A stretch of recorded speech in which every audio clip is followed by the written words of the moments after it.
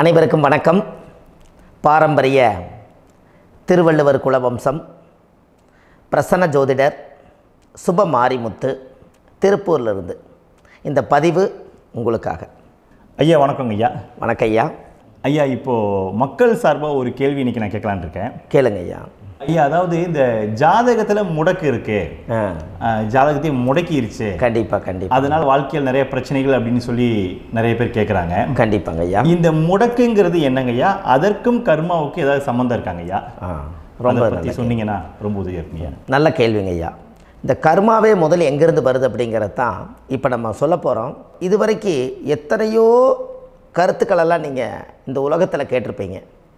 ஆனால் இந்த பதிவில் நீங்கள் பொறுமையோடு இந்த கருத்தை ஒரு இனிமையோடு நிதானமாக கேட்டிங்கன்னா உங்களுடைய ஊழ்வினை கர்மா எங்கிருந்து உருவாச்சு, இதனுடைய இந்த கர்மானால் நாம் என்ன கஷ்டப்படுறோம், நாம் இந்த பூமியில் பிறக்கிறதுக்கு என்ன வரம் வாங்கி வந்தோம், நம்ம பாவ புண்ணியமெல்லாம் ஜாதக கட்டத்தில் போய் எப்படி எடுக்கிறது, நம்மளுடைய தோஷம்னு சொல்கிறோமே அந்த தோஷம் எப்படி கிரியேட் ஆகுது, நம்ம இந்த பூமியில் பிறக்கும்போது கொண்டு வந்த கர்மாவா, இல்லை கடவுளே நம்மளுக்கு ஒரு தண்டனையாக கொடுத்த கர்மாவா, இல்லை நம்ம இந்த பூமிக்கு வந்ததுக்கு அப்புறம் செய்த கர்மாவா, இது எல்லாத்தையுமே நம்ம பொறுமையாக கேட்கணும்னா கண்டிப்பாக இந்த பதிவை நீங்கள் பொறுமையோடு கேளுங்க.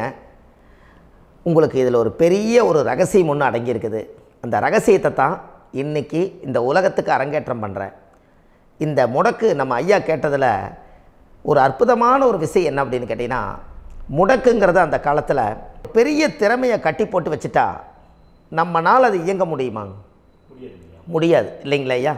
முடியாது. அப்போது அதே மாதிரி ஜாதக கட்டத்தில் நமக்கு வேண்டிய யோகத்தை கடவுளே நம்மளுக்கு நாம் செய்த பாவத்தினால அது முடக்கி வச்சிருச்சுன்னா அந்த பாவகத்தை அந்த ஜாதகர் அனுபவிக்க முடியுமா? அனுபவிக்க முடியாது. அப்போது அந்த அனுபவிக்க முடியாமல் வெளி உலகத்தில் போய் நம்ம தேடி போன பிறவியில் செய்த பாவத்தை இந்த பிறவியில் நீங்கள் தேடி கண்டுபிடிச்சி வாழ்க்கையில் நீங்கள் எப்போ மேலுக்கு வர்றது? அப்போது அந்த கர்மா 12 ராசி கட்டத்துக்குள்ள 27 நட்சத்திரத்தில் 9 கிரகங்களுக்குள்ள ஒரு பெரிய ஒரு ஆத்துமாத்துமான கர்மா, உங்கள் பூர்வ ஜென்ம கர்மா இதுக்குள்ளே எங்கேயோ ஒரு இடத்துல முடங்கியிருக்குது.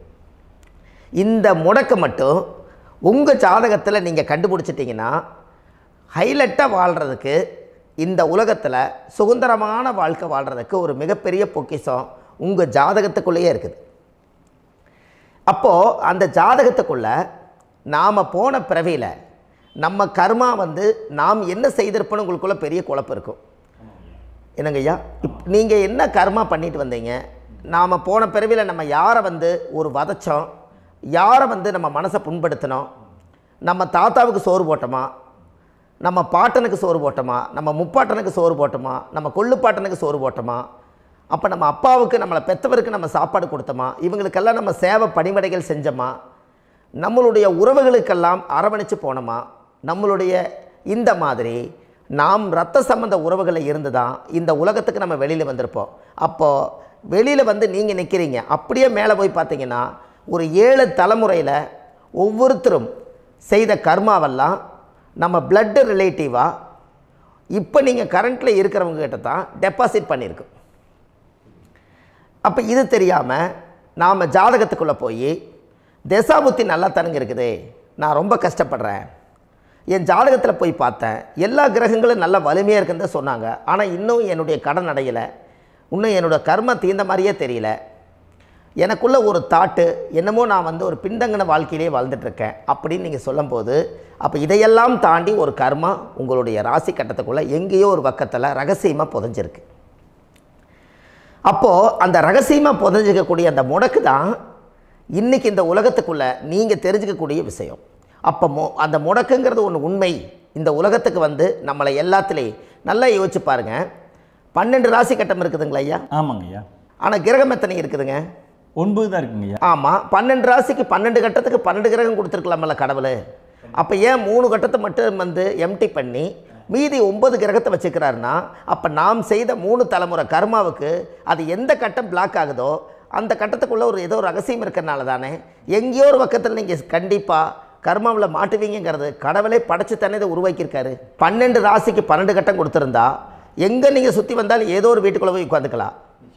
ஆனால் ஒரு வீடு சுத்தமாக இருக்குது, ஒரு வீட்டில் 4 கிரகம் இருக்குது, ஒரு வீட்டில் 3 கிரகம் இருக்குது, ஒரு வீட்டில் 5 கிரகம் இருக்குது, ஒரு 3 வீடு 4 வீடு காலியாக இருக்குது. அப்போ எங்கேயோ ஒரு ராசி கட்டத்துக்குள்ளேயே கடவுளுடைய கர்மா விளையாட்டு, அது ரகசிய விளையாட்டு தான். அப்போது இந்த இடத்துல தான் உங்கள் ஜாதகத்தில் முடக்கு இருக்குது. இந்த முடக்கை நீங்கள் எப்படியெல்லாம் அதை ஆராய்ச்சி பண்ணி கண்டுபிடிக்க முடியும் அப்படிங்கிற ஒரு விஷயத்தை தான் இன்றைக்கி நம்ம இந்த உலகத்துக்குள்ளே இதை நுழைக்க போகிறேன். இப்போ அப்பா செய்த பாவம்னு ஒன்று இருக்குமில்லங்க ஐயா, நம்ம அறியாத வயசில் தெரியாதில்ல, அப்பா செய்த பாவம் ஒன்று இருக்கும். அப்பாவுடைய சொத்து பிள்ளைக்குத்தானா, அப்பாவுடைய பாவம் பிள்ளைக்குத்தானே, என்னங்க ஐயா? சரி, அப்போ தாத்தா இருக்கிறாரு, தாத்தாவுடைய கர்மா உயில் எங்கே எழுதி வைக்கிறாருங்க? அப்போது மகனை விட்டுறாரு. அப்போ தாத்தா மாதிரியே முகம் இருக்குது, தாத்தா மாதிரியே அவருடைய நடை உடை பாவனை இருக்குது, அவர் தாத்தாவுடைய ஜீனு தான் அப்படின்னு இவர் சொல்லும்போது, அப்போ தாத்தாவுடைய சொத்து பேரனுக்கு சொந்தம்னா தாத்தாவுடைய பாவம் எங்கே போகுங்க? Very good. அப்போ அப்போது இந்த கர்மா எப்படி டிரான்ஸ்ஃபர் ஆகுதுன்னு உங்களுக்கு தெரியுதா?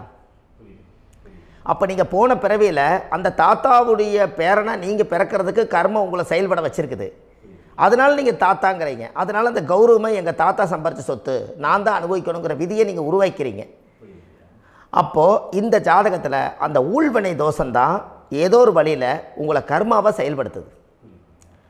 அதனால தான் இந்த ஜாதகத்தில் எந்த ஒரு முடக்கை எடுக்கிறதா இருந்தாலும் சூரியன் என்ற நட்சத்திரம் எதுவோ அந்த நட்சத்திரத்துக்கு எந்த வீடு முடக்காகுதோ அங்கே தான் உங்களுடைய கர்மா ஒளிஞ்சிருக்கும். இதுதான் உங்களுடைய பெரிய ஒரு பொக்கிஷமான ரகசியம்.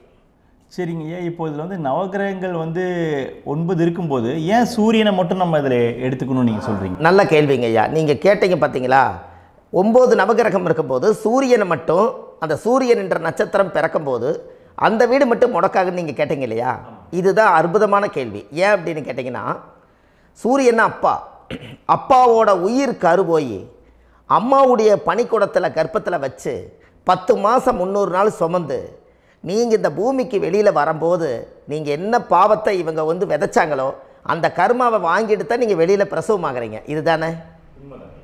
அப்போ சூரியன் என்ற நட்சத்திரம், அந்த சூரியனுங்கிறது உயிர் கருவல்லவா, அப்பாவுடைய உயிரணுக்கள் அம்மாவுடைய கருவிக்குள்ளே போய் நாம் குழந்தை வடிவத்தில் இருந்து 300 நாள் பாவ உன்னித்த பதிவில் ஏட்டை எழுதி ஒரு ஜாதகத்தை கையில் கொடுத்து பிறந்த உடனே உங்களுக்கு ஒரு ஏட்டை பெரட்டி நீ இப்படித்தான் விதி, இனிமேல் இப்படித்தான் நீ வாழணும்னு சொல்லி உங்கள் கர்மாவை நீங்கள் கர்மாவோடு தானே வெளியில் பிறக்கிறீங்க.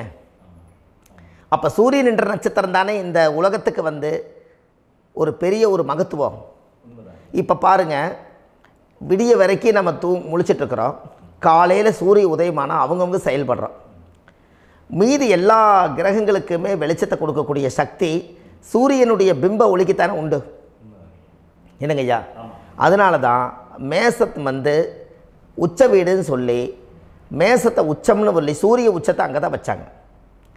அப்போது அந்த காலச்சக்கரத்துக்கு 5ஆம் இடம் பூர்வ புண்ணியஸ்தானத்தில் போய் சிம்மத்தில் கொண்டு போய் சூரியனை ஆட்சி வீடுன்னு வச்சாங்க. அப்போது சூரியனில் இருந்து தான் அந்த மையப்புள்ளி உருவாகுது.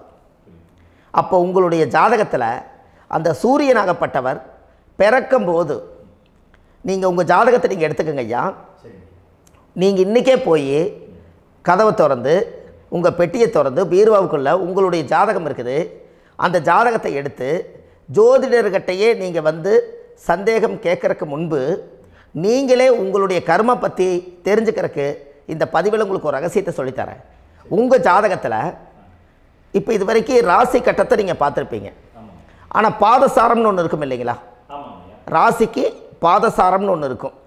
சூரியன் என்ன நட்சத்திரத்தில் இருக்குது, சந்திரன் என்ன நட்சத்திரத்தில் இருக்குது, செவ்வாய் என்ன நட்சத்திரத்தில் இருக்குது, புதன் என்ன நட்சத்திர காலில் நிற்குது, இதெல்லாமே அந்த சாரம் இல்லாத ஜோதிடம் சோரம் போய்விடும். அதனால் அந்த சாரத்தில் நிற்கிது பார்த்தீங்களா கிரகம், அதில் இப்போ நீங்கள் உங்களுடைய ராசி கட்டத்தை ஓப்பன் பண்ணுங்கள். இதில் ராசி கட்டத்தில் சூரியன் என்ற நட்சத்திரம்னு ஒன்று இருக்கும் இல்லைங்களா? அது எதுவாக வேணாலும் இருந்துட்டு போட்டோம்.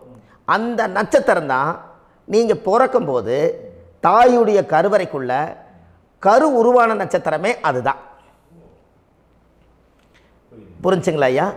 பிறக்கும்போது நீங்கள் அந்த கருவுடைய நட்சத்திரம் அப்பா வந்து கருவை உருவாக்கி கர்மாவை விதைச்சது அந்த சூரியன் என்ற நட்சத்திரம் தான். அந்த வீட்டுக்கு தான் இந்த ராசி கட்டத்தில் உங்களுக்கு முடக்கு உருவாகுது. புரிஞ்சுங்களா ஐயா? அப்போது ஒரு ஜாதகத்தில் சூரியன் என்ற நட்சத்திரம் எதுவோ அதுதான் உங்களுடைய கர்ம நட்சத்திரம். இப்போ நம்ம பிறக்காதுக்கு முன்னாடி அப்பா கட்டத்தில் அந்த கர்ம டெபாசிட் ஆகிருக்கும். அதை ட்ரான்ஸ்ஃபர் எப்படி பண்ணுறாரு? அவருக்கு ஒரு கல்யாணம் மூச்சு, அவர் குடும்ப வாழ்க்கையில் வாழ்ந்து நம்மளோட உயிர் கருவை கொண்டு போய் ஊராம் பொண்ணை கல்யாணம் பண்ணி பொண்டாட்டின்னு எடுத்துக்கொண்டு அந்த பொண்டாட்டிங்கிற உரிமையாகி இவருடைய உயிர் கரு உருவாகி வாரிசுகள் வெளியில் வருது. அதானங்க ஐயா? அப்போது அந்த சூரியன் என்ற நட்சத்திரம் தான் இந்த உலகத்தில் ஒரு பிரம்மாண்டமான நட்சத்திரம். இந்த நட்சத்திரம் உங்கள் மனசுக்குள்ளே ஏதாவது இருந்துச்சுன்னா உங்கள் வீட்டில் ஏதாவது ஒரு நல்ல விஷயங்கள் நீங்கள் பண்ணுறதா இருந்தால் அந்த கர்மா நட்சத்திரம் சூரியனுடைய நட்சத்திரம் இருக்குது பார்த்தீங்களா, அந்த நட்சத்திரத்தில் எந்த ஒரு சேவைகளும் செய்யக்கூடாது. அதுதான் கர்மா. அதை போய் நீங்கள் ஆக்டிவேட் பண்ணி விட்டீங்கன்னா அது முன்னோர்களை வந்து நீங்கள் வந்து தொந்தரவு பண்ண மாதிரி. அந்த கர்ம நட்சத்திரம் தான் உங்கள் வாழ்க்கையில் அது புதஞ்சிருக்கிறதா. இப்போ குழந்தை பிறந்தாலோ சீர் சீமந்தங்கள் நீங்கள் செய்கிறதாலோ கல்யாணம் முக்கிறதுனாலோ உங்கள் ஜென்ம நட்சத்திரத்தன்னைக்கு கல்யாணம் பண்ண வேணாம்னு சொல்லிக்கிறாங்கல்லங்க. உங்களுக்கு ஜென்ம நட்சத்திரத்துக்கு முன்னாடி உங்களை உருவாக்குன நட்சத்திரம் தான் ஜென்ம நட்சத்திரம். அப்போ சூரியன் என்ற நட்சத்திரம் அப்பாவுடைய ஜென்ம நட்சத்திரமாக அந்த ஊழ்வினை கர்மம் செயல்படுது. அப்போ அந்த முடக்கு யார் வழியில் வந்தது? முன்னோர்கள் வழியில் வந்தது. முன்னோர்கள் கட்டி வச்சது யாரைய? குலதெய்வத்தை. அப்போ அந்த குலதெய்வத்தை போய் சாமிக்கு போய் வீடு வாசல்லாம் வலித்து குலதெய்வத்தை போய் தேங்காய் பழம் பூ மாலை கல்கண்டு வாங்கி அர்ச்சனை பண்ணி ஒரு அன்னதானம் ஒன்று பண்ணிவிட்டு சாமிக்கு பொங்கல் வச்சு நைவேத்தியம் பண்ணிவிட்டு உங்கள் ஜாதகத்தை வச்சு பூஜை பண்ணிவிட்டு வாங்க. அதுக்கப்புறம் தான் உங்கள் கர்மாவை கண்டுபிடிக்கிறதுக்கு வழியே பிறக்கும். குலதெய்வத்தை வணங்காமல் கோவிந்தா கோவிந்தா என்று பல தெய்வத்தை வணங்கினாலும் பலனொன்றும் இல்லைன்னு அந்த காலத்தில் முன்னோர்கள் சொல்லி வச்சுக்கிறாங்களா இல்லைங்களா? அதனால் கண்டிப்பாக அதை கண்டுபிடிச்சி நீங்கள் அதுக்கு ஒரு நைவேத்தியம் பண்ணால் மட்டும்தான் முதல்ல உங்கள் 5ஆம் பாவம் முன்னோர்கள் அது வேலை செய்யும். குலதெய்வ ஆலயத்துக்கு போயிட்டு வாங்க. போயிட்டு வந்துட்டு இந்த கர்மவினை தோஷத்தை நிவர்த்தி பண்ணுறதுக்குண்டான சரியான பரிகாரத்தை நம்ம எடுப்போம். அப்போது உண்மையாலுமே ஒரு ராசி கட்டத்துக்குள்ளே இந்த மாதிரி ஒரு அந்த கர்ம தோஷம் இருப்பதனால இந்த கர்மா தோஷத்துக்கு அந்த முடக்க தோஷங்கிறத நீங்கள் எடுத்து அதை கண்டுபிடிச்சி அந்த சூரியன் என்ற நட்சத்திரம் எந்த ராசி கட்டத்தில் போய் முடக்காயிருக்குதோ அந்த முடக்கு எந்த பாவகம் வந்து நம்மளுக்கு லாக் ஆகிருக்குதோ அந்த பாவகத்துக்கு உண்டான பரிகாரங்கள் அதுக்குரிய ஸ்தலங்கள் அந்த கோவில்களில் போய் சுவாமிக்கு தேங்காய் பழம் பூமாலை கல்கண்டு வாங்கி அர்ச்சனை பண்ணி நீங்கள் அந்த கோவிலுக்குள்ளே போய் உட்காந்து சாமி கும்பிட்டு வந்தீங்கன்னா உங்களுடைய ஜாதகத்தில் இருக்கக்கூடிய அந்த முடக்கு தோசை நீங்கி வாழ்க்கையில் நீங்கள் எதை சாதிக்க வந்தீங்களோ அந்த சாதனையை நீங்கள் சாதிச்சிட்ருப்பீங்க. புரிஞ்சுங்களா ஐயா?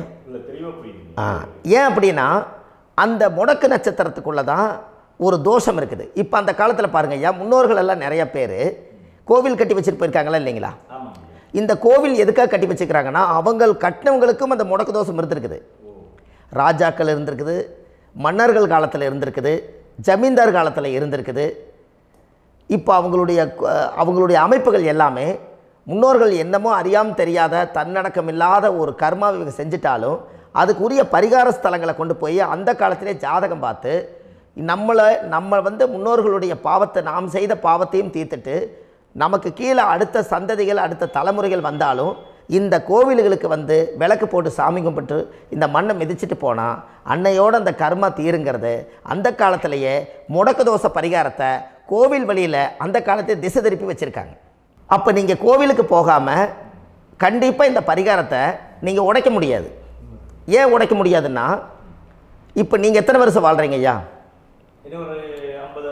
120 வருஷமே வச்சுக்கோங்க. சூரியன் திசை 6 வருஷம், சந்திரன் திசை 10 வருஷம், செவ்வாய் திசை 7 வருஷம், ராகு திசை 18 வருஷம், குரு திசை 16 வருஷம், சனி திசை 19 வருஷம், புதன் திசை 17 வருஷம், கேது திசை 7 வருஷம், சுக்கிரன் திசை 20 வருஷம். இப்போ நான் சொன்ன டோட்டலெல்லாம் கூட்டிங்கன்னா 120 வருஷம் வரும். இது ஒரு மனிதர் பிறந்து பூரண ஆயுளோடு வாழ்ந்தால் இந்த 120 வருஷம் வாழ்ந்தால் அவர் இந்த பூலோக பதவி விட்டு சிவலோக பதவி போயிடுவார். அதுக்கு பேர் தான் பூரண ஆயுள் என்று பொருள். அப்போ இந்த பூரண ஆயுளை வாழ்ந்தவருக்கு 120 வருஷம். கோயில் எத்தனை வருஷம் வாழுதுங்க ஐயா? கோயில் பழங்காலத்து கோயிலெல்லாம் எத்தனை வருஷம் வாழுதுங்க? 12 வருஷத்துக்கு கும்பாபிஷேகம். அது ஓகே, அது பரவாயில்ல. 12 வருஷத்துக்கு ஒருக்கா பழசை புதுப்பிச்சு கும்பாபிஷேகம் பண்ணி மறுபடியும் அதுக்கு பவர் ஊட்டி சக்தி ஊட்டி அதுக்கு உருவேற்றுறாங்க. நான் சொல்கிறது கோயில் 5000 வருஷம் 4000 வருஷம் பெரிய பெரிய சித்தர்கள், மகான்கள், ரிஷிமார்கள், யோகிகள், சித்தர்கள் இவங்களெல்லாம் போய் கோவில்லையே சிவனையும் பெருமாளையும் வழிபாடு பட்டுட்டு கோவில்லையே ஒரு ஓரத்தில் ஜீவசமாதி ஆயிட்டாங்கன்னு பழைய கால கோயிலில் சித்தர்கள் குடியிருக்காங்களா இல்லைங்களா? இருக்காங்கல்லங்க ஐயா. அப்போது நாம் 120 வருஷம் வாழ்கிறோம், கோவில் 5000 வருஷம் வாழுது. எங்கே சக்தி அதிகமாக இருக்குன்னு சொல்லுங்க? கோவிலில் தாங்க ஐயா. கோயில் தான், அதில் ஒன்றும் மாற்றம் இல்லைங்களே. கோவில் தாங்க. அப்போ கோவிலில் தான் அந்த சக்தி இருக்குதுன்னு நீங்கள் சொல்கிறீங்க. அப்போ உங்களுடைய கர்மாவை உடைக்கிறதுக்கு 120 வருஷம் பெருசா 5000 வருஷம் பெருசான்னு சொல்லுங்கள்? 5000 தாங்க. அப்போ 5000 வருஷம் உள்ள அலைகள் வந்து எத்தனை அந்த சிவனுக்கு இப்போ சிவன் கோயிலே உங்களுக்கு முடக்கு தோஷத்துக்கு ஒரு கோயில் வருதுன்னு வச்சுக்கோங்க.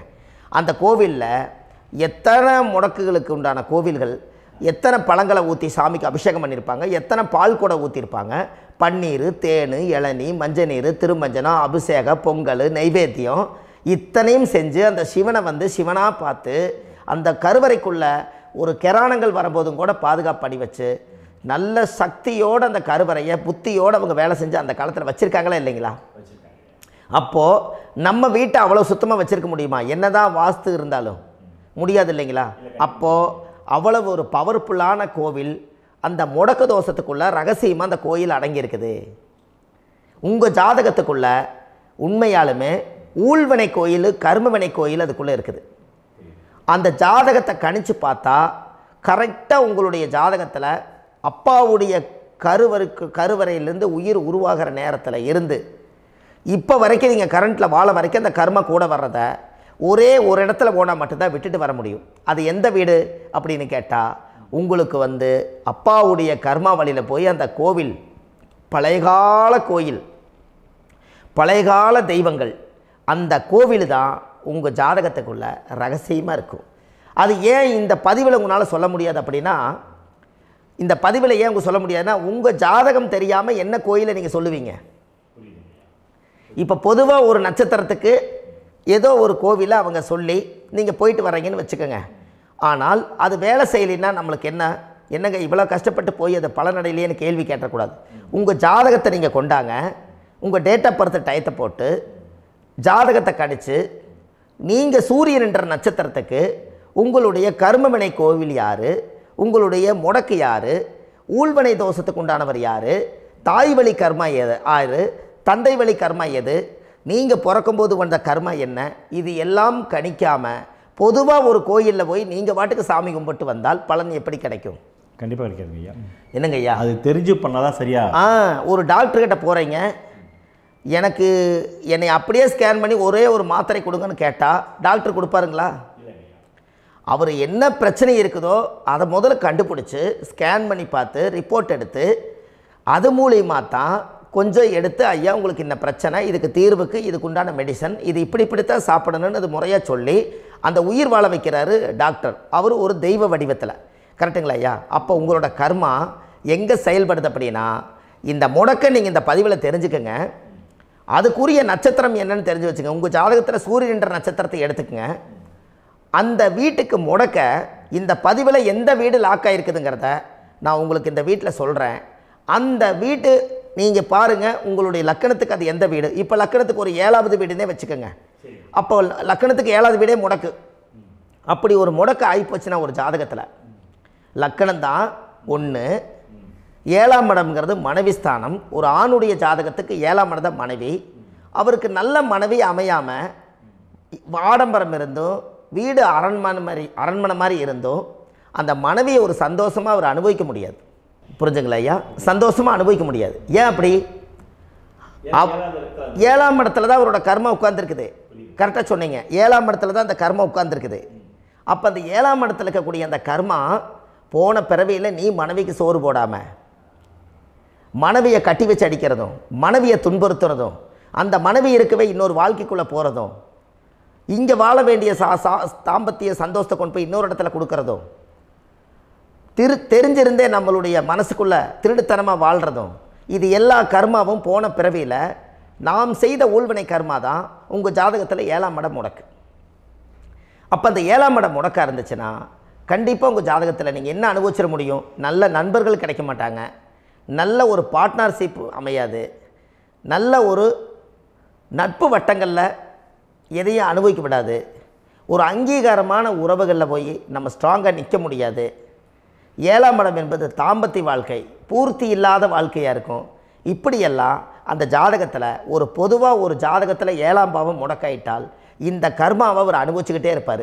இது எப்போத்தான் அதுக்கு ஒரு தீர்வு வேணுங்க ஐயா?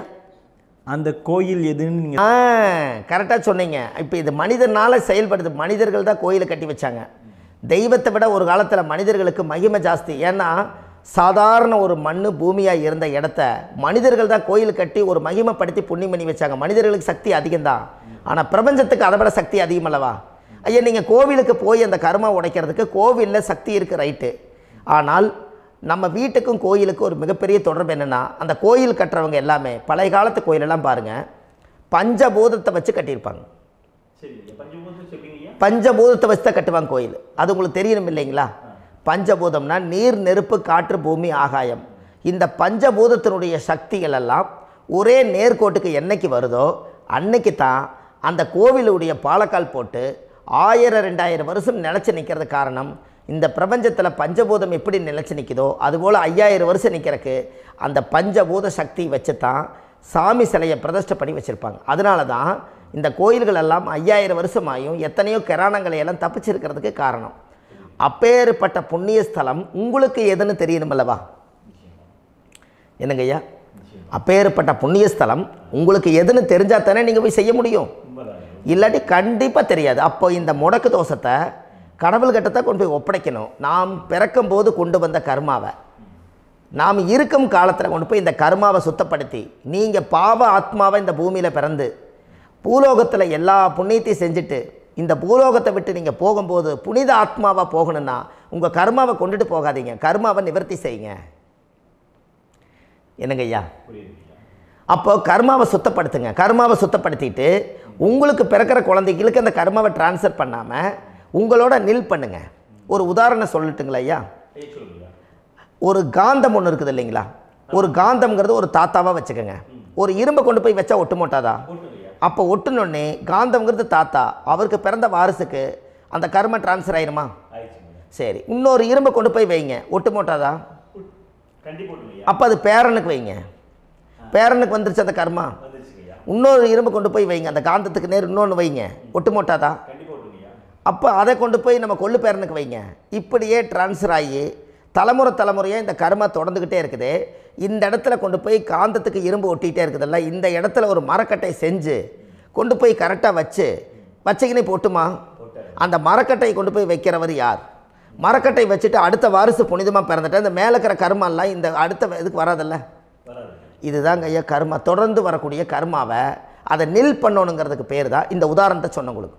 அப்போ நாம் இந்த பூலோகத்தில் நம்ம ஒரு தாயுடைய கருவறையில் இருந்து தொப்புள் கொடி அறுக்கும் நேரம் நாம் என்ன கர்மாவை வாங்கி வந்திருந்தாலும் அதையெல்லாம் ஆராய்ச்சி செய்து ஜாதகத்தில் முழுமையாக கண்டுபிடிச்சி ஒரு காலம் இல்லைனாலும் ஒரு காலம் நம்ம நல்லா இருக்கிறதுக்காக, நம்ம வாரிசுகள் எல்லாம் நலமடைஞ்சு வளமடைஞ்சு வர்றதுக்காக இந்த கர்மா தோஷத்தை கரெக்டாக கண்டுபிடிச்சி சரியான கோவிலுக்கு போய் நீங்கள் கர்மாவை நிவர்த்தி பண்ணி அங்கே பூஜை புனஸ்தானங்கள், சகசரநாம பூஜைகள், ஓமங்கள், வழிபாடுகள் இதெல்லாம் நீங்கள் செஞ்சு உங்களுடைய பாவத்தை எல்லாம் கழித்து உங்கள் ஜாதகத்தவே யோகமாக மாற்ற முடியும்.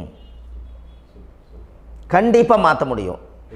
ஏன்னா நம்ம யாரை நம்பி செய்கிறோம்? சரியான கடவுள்கிட்ட வழிகாமிக்க போகிறோம். அப்போ கடவுள் பொய்யாயிருவாரா? ஐயா, நம்ம அதாவது அந்த காலத்தை சொல்லுவாங்க, சத்தியுள்ள சாமி கும்பிட்டு புத்தி உள்ள உள்ளே பெக்கணும்னு சொன்னாங்க. 16 வதபதன்னு பெக்கலை, எல்லாம் அறிவோடு பெற்றாங்க. அதனால் எல்லாமே தாய் தந்தைகள் பேச்சை கேட்டாங்க.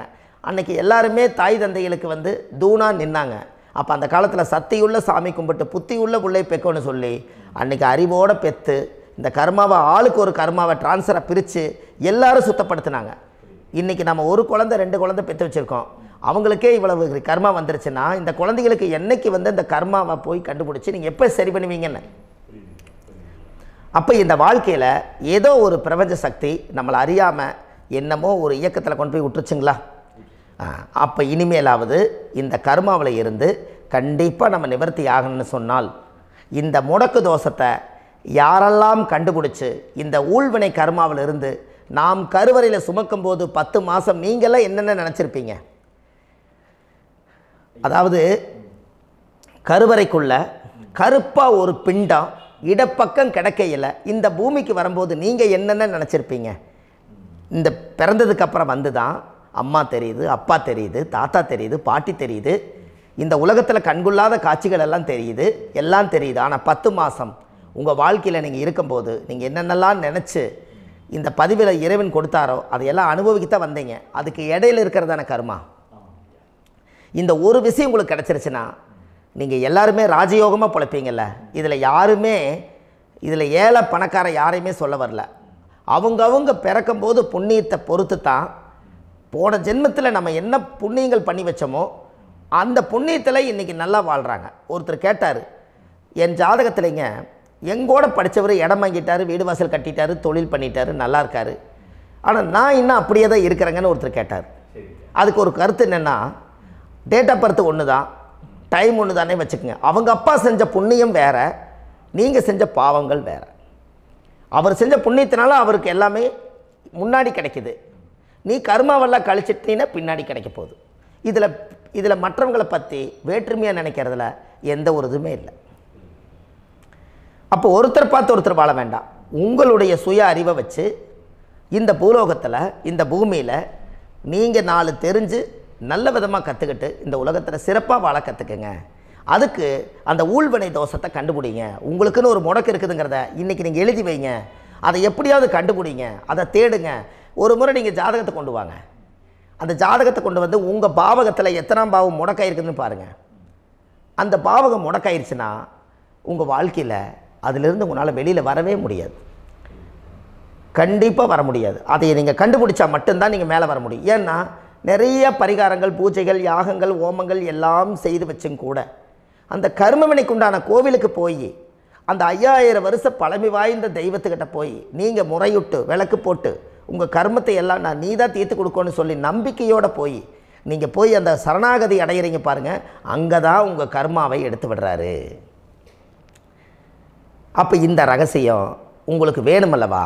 அப்போ உங்கள் ஜாதகத்தில் எங்கே முடங்கி இருக்குது, அதுக்குரிய கோவில்கள் எல்லாம் என்ன, அதுக்கு தான பரிகாரம் என்ன, அதுக்கு நீர் பரிகாரம் என்ன, யாத்திரை பரிகாரங்கள் என்ன, நீங்கள் வீட்டில் இருந்தே செயல்படுத்தக்கூடிய பரிகாரங்கள் என்ன, பரிகாரம் கோவிலுக்கு போய்த்தான் நடக்குமா, இல்லை நாம் வீட்டில் வச்சு வணங்குறதுனால நடக்குமா, நாம் செய்யக்கூடிய தர்ம பரிகாரங்கள் என்ன, தான பரிகாரங்கள் என்ன, இப்படி பல விதமாக இருக்கிறனால உங்கள் ஜாதகத்துக்கு எந்த மாதிரி பரிகாரம் கனெக்ட் ஆகுதுங்கிறது தெரியணும். இது தெரியாமல் கண்டிப்பாக உங்களால் செயல்படுத்துறது ரொம்ப கஷ்டம்.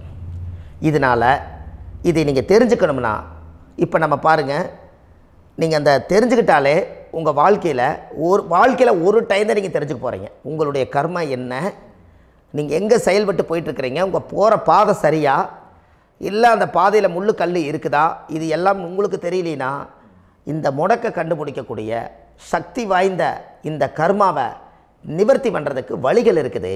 அதனால் நீங்கள் கண்டிப்பாக இந்த முடக்கை தெரிஞ்சுக்கணும்.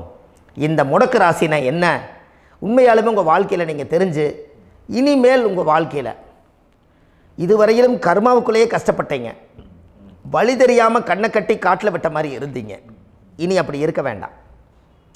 உங்கள் ஜாதகத்தில் 12 ராசி கட்டத்தில் 9 கிரகம் போகும், மீனி 3 கிரகம், 3 கட்டம் வந்து உங்களுக்கு எங்கேயோ ஒரு பக்கத்தில் 3 கட்டம் எம்டியாக தான் இருக்கும்.